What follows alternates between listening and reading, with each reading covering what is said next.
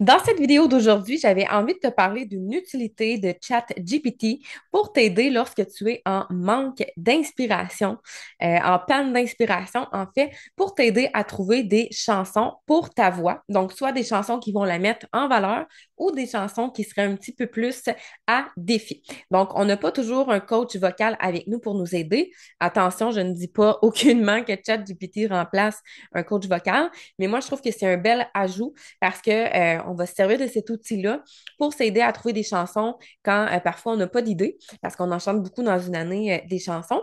Et parfois, ben, ça va permettre de trouver des chansons que moi, j'aurais pas nécessairement pensé et que mon étudiant non plus aurait pas pensé. Donc, ça va nous sortir une belle liste de chansons. Donc, reste avec moi, on s'en parle dans quelques instants. Mon nom est Trissa Turcotte, je suis professeure de chant et coach vocal ultra passionnée depuis 2012. Je t'invite dès maintenant d'ailleurs à aller t'abonner à ma chaîne YouTube et à activer la petite cloche pour ne rien manquer des prochaines capsules qui vont sortir ici même sur ma chaîne. Alors, je vais te partager mon écran dans quelques instants et je vais t'inviter à faire le travail aussi de ton côté, donc de le tester. Mais juste avant, je vais te mettre le titre d'une vidéo qui peut être super pertinente à aller écouter avant même d'utiliser le chat GPT parce que tu vas avoir besoin de connaître ton range vocal, donc ta tessiture vocale. Ça va être super important pour faire l'exercice, donc de connaître ça juste avant. Donc, je t'invite à aller faire le petit test et ensuite tu pourras revenir avec le chat GPT. Alors, j'ouvre mon chat GPT et je vais aller demander, par exemple, je vais dire, là, ça sort des choses que j'ai pas nécessairement demandé. Peux-tu me sortir 10 idées de chansons, par exemple, anglophones? Donc, j'aurais pu dire francophones. Ou parfois, ce que je fais, c'est, peux-tu me sortir 5 idées de chansons francophones et 5 idées de chansons anglophones? Donc, ça pourrait être ça aussi. Tu vas vraiment comme toi, tu en as envie. Tu pourrais en mettre plus, tu pourrais en mettre moins. Donc, 10 idées de chansons anglophones. Euh, pour une tessiture vocale féminine, ça c'est, je fais l'exemple avec moi par exemple, à langue de B2, je descends quand même grave, tessiture vocale féminine, je vais même écrire, parce que plus que tu mets de spécificité, mieux c'est. Contre alto, ça c'est moi, allant de B2 à majoritairement Do dièse 6. Donc, voilà. Donc, j'écris combien de chansons je veux avoir. J'écris, est-ce que je veux que ce soit en français, en anglais, ça peut être en espagnol aussi. J'écris la langue. C'est pas obligé d'être tout dans cet ordre-là, mais je te dis comment moi je le fais. Pour une tessiture vocale féminine, j'aurais pu écrire masculine aussi. Et je te conseille, si tu le sais, d'écrire comme par exemple contralto ou alto, mezzo, soprano, ténor, baryton, basse, donc de l'écrire. Et où tu vas avoir besoin d'avoir fait ton petit test de tessiture, c'est pour noter les notes. Donc, c'est pas toujours précis à 100%, je te dirais, mais ça va quand même te donner une bonne idée là, en écrivant de telle note à telle note, parce que c'est sûr que là, c'est un ordinateur qui va analyser tout ça. Donc, allant de ta-da-da à ta-da-da, euh, qui est sorti. Donc, parfois, il y a certains étudiants qui ne veulent pas nécessairement avoir des chansons trop vieilles. Donc, par exemple, je pourrais dire qu'il est sorti euh, en 2015 ou plus. Donc là, ici, j'ai mis à peu près un petit jeu de 10 ans au moment où je fais la vidéo. Comme ça. Dans le genre musical, donc là, par exemple, je vais écrire, allons-y avec pop dance. J'aurais pu mettre juste pop, mais là, j'ai le goût d'essayer pop dance. Pour le genre musical pop dance et qui est rythmé. Là, c'est sûr qu'à la base, j'aurais pu juste écrire, je vais écrire pop dans le genre musical pop et qui est rythmé. Donc, j'aurais pu écrire dans le genre musical rock et qui est une ballade, par exemple. Ensuite, j'aimerais que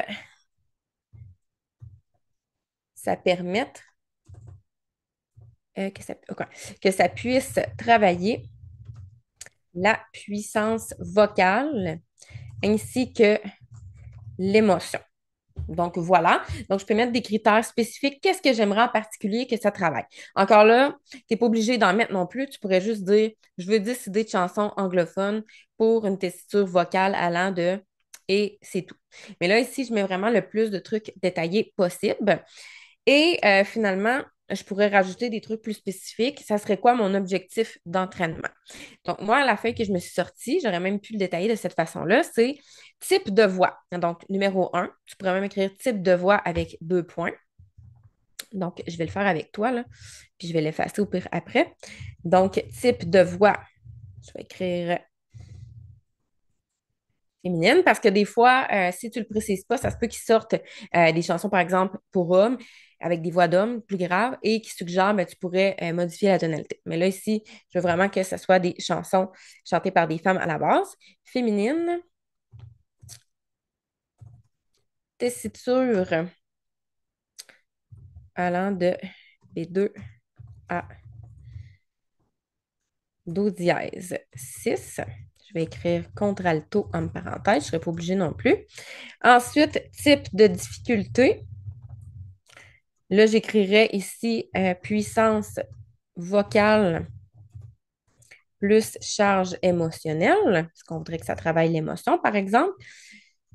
Genre musical, pop et objectif de l'entraînement que je pourrais ajouter.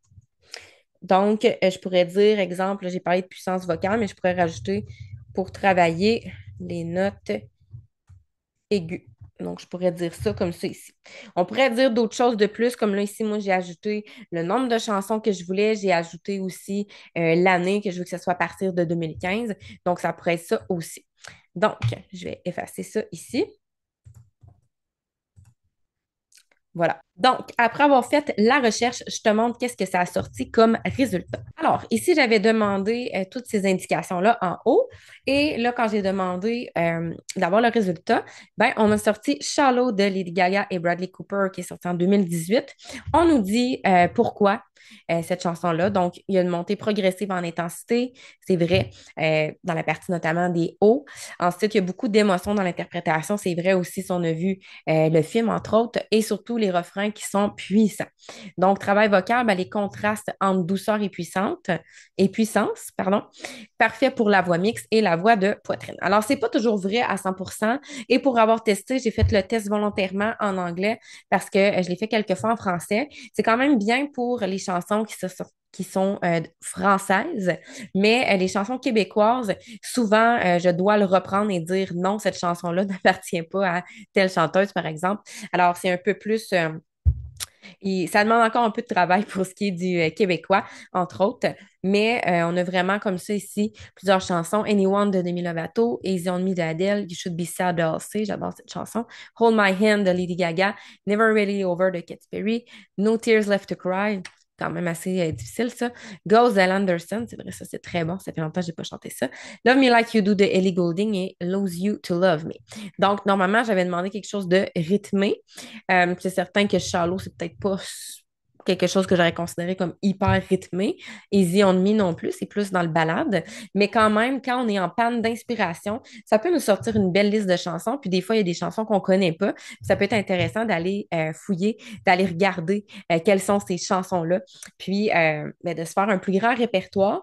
Et je dis toujours à mes étudiants, faites-vous des listes de chansons que vous aimeriez chanter ou que vous aimeriez chanter oui, mais éventuellement, quand vous allez avoir développé encore plus votre technique et tout.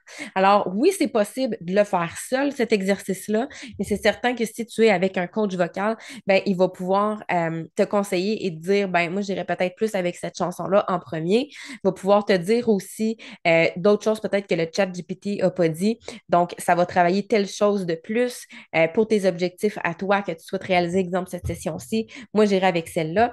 Donc, c'est vraiment un bel outil pour aller compléter. Donc, comme je te dis, tu peux le faire seul, mais tu dois toujours faire attention parce que c'est peut-être pas toujours pile poil vrai qu'est-ce qui sort et on veut éviter que tu te blesses la voix. Mais au moins, ça va te sortir une playlist de chansons qui peut être intéressante selon les critères que tu recherches. Alors, je t'invite vraiment à l'essayer. Aussi, si tu l'as déjà essayé puis que tu as fait des belles découvertes, laisse-moi savoir en commentaire ou peut-être que toi, tu l'utilises pour d'autres choses aussi. Mais aujourd'hui, j'avais envie de t'en parler pour cette raison-là. Donc, quand on est en panne d'inspiration pour trouver des chansons.